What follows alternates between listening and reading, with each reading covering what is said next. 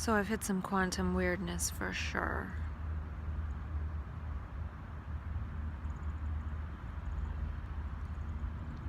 Yesterday, I was trying to read some older insights from California just by speaking them audio wise, and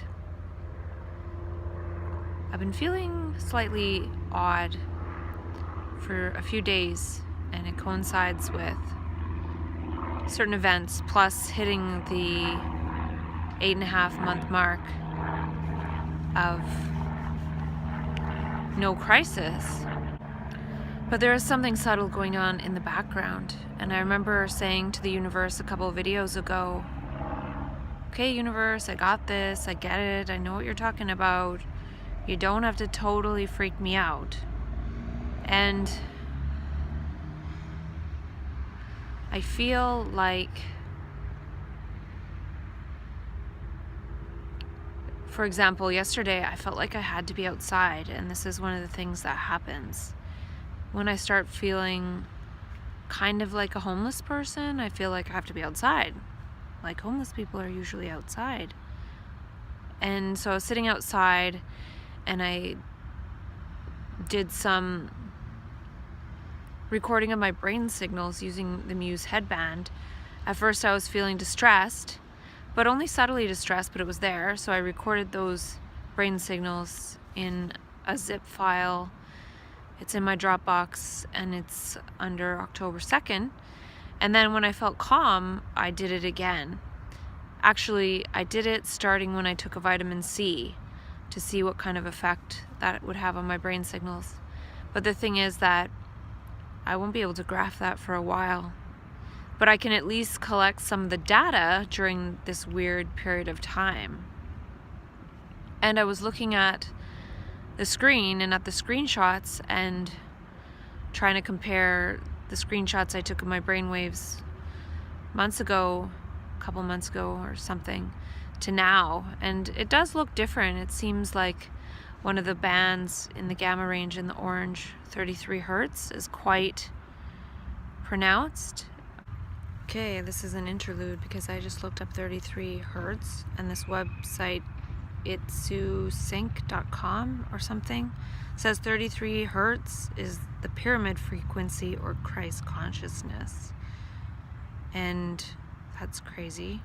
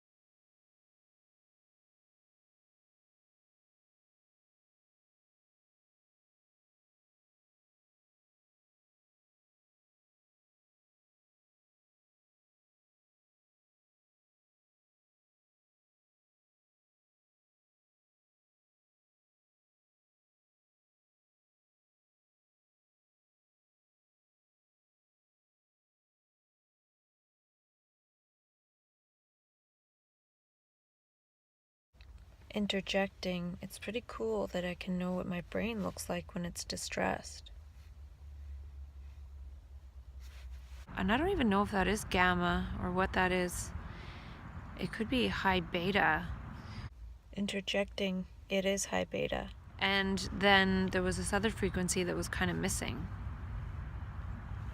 So I don't know enough about brainwaves to really go too much into that, but I'll share some of the screenshots I took. And then I wanted to do some coherence breathing, but it got cold outside, so I went inside.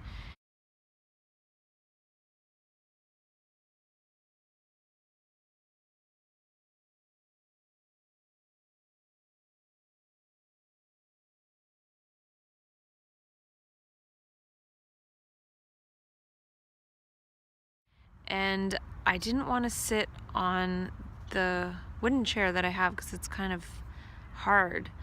So I pulled out my little meditation cushion from under my desk and sat on that. And it's sort of like this crouched down position on a sidewalk, sort of like taking the posture of a homeless person. And I've done that before and shared that on a video of me in so-called psychosis. But I felt like I could hear the subtle whispers of the universe kind of doing this embodied reminder of, remember the homeless people.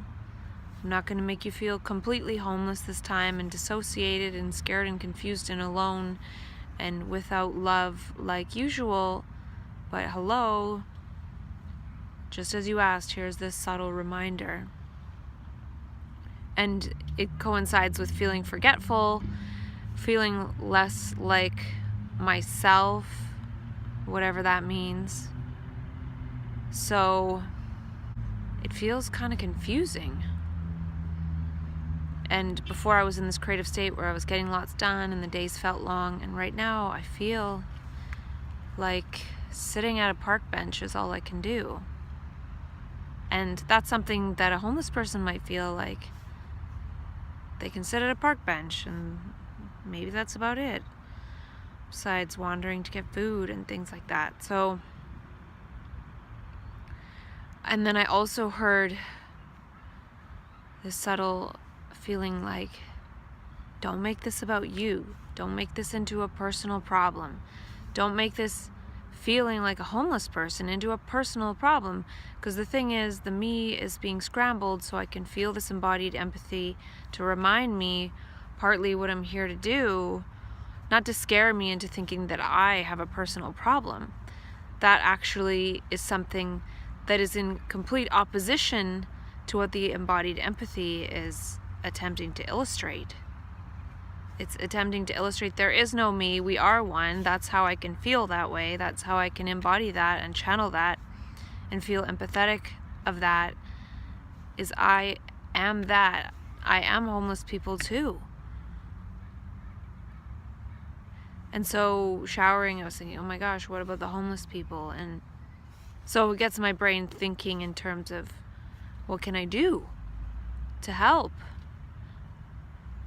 So I didn't allow my brain to shift into, oh my gosh, it's my mental illness. It was, oh my gosh, I can feel the homeless people and they're suffering and they can't move, they're stuck. And then I feel that stuckness myself. I feel it in an embodied way, not as, oh, why aren't they getting up and doing something and getting on with their life? They literally cannot move. And I feel this difficulty and this gravity that comes in that makes it very challenging to move. It's like gravity pins them there,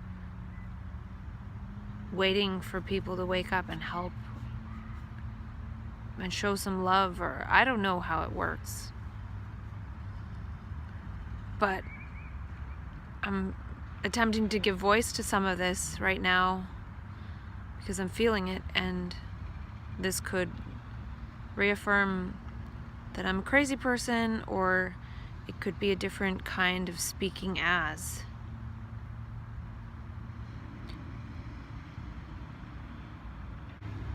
And then I imagine myself going out and connecting with somebody or something, but then at the same time, there's so much traffic and I don't know, it's getting cold, but then they're going to be cold and I'm fed and I'm warm, and oh, it's challenging to wrap one's brain around this.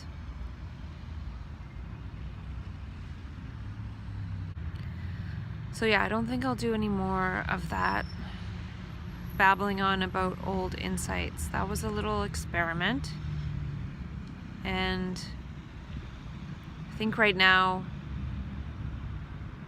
maybe it'll be a couple week period of remember to feed myself, take care of myself, keep myself clean, not look like a homeless person even though I feel like one, which could lead me to feeling like I'm not me. And that's the thing, there can be some truth to that. I am not me. There is no me. I've been talking about this. But then as soon as there's a state where I feel I'm not me, it connects me with this sense of homelessness, maybe because that's associated with not owning anything, not wanting to own anything. I don't know. Trying to think of other ways, and then also remembering that I'm safe, my body's safe. There's definitely feelings in my heart coming up, and I remember the other day feeling like my heart is what speaks. I don't think I really speak from my brain at all. I can feel the words coming from my heart.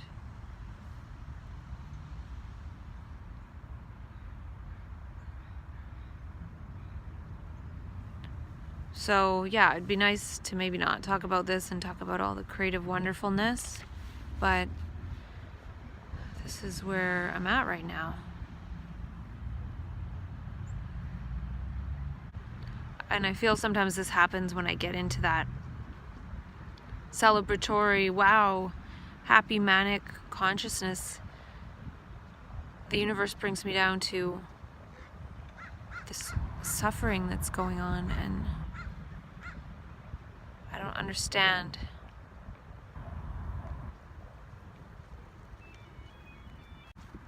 It's like, can one be happy or not?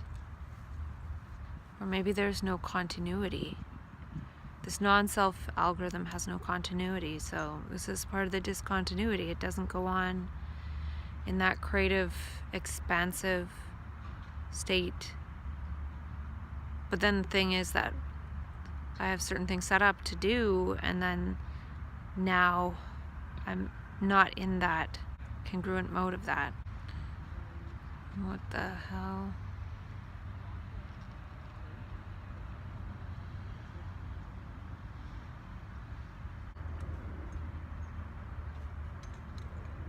The universe is so provoking me right now.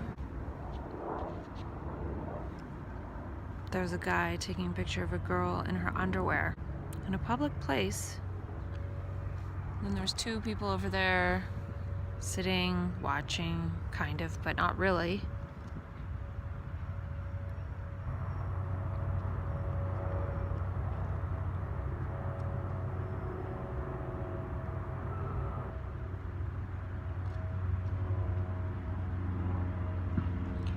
Not sure what to do with all of that yet, universe, but I will, okay?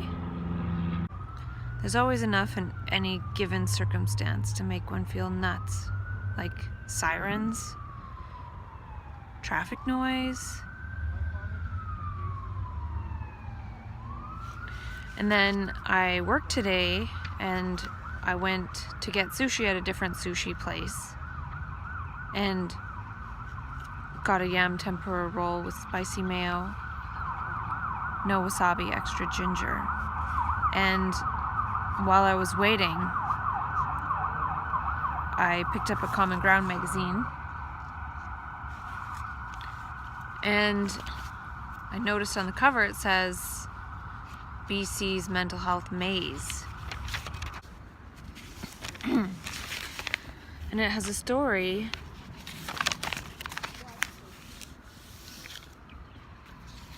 about a woman who wrote a book called The Daisy Project.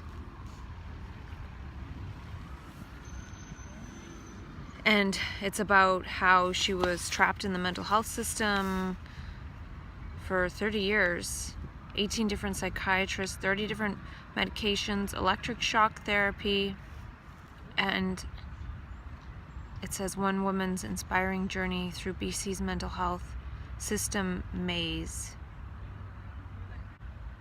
And it says, what many of these people have in common is that they have been harmed by the treatment they've been prescribed. But what isn't common are those who have gone through terrible medical experiences, yet can move beyond the trauma to meaningfully communicate it to others. And this is speaking to me.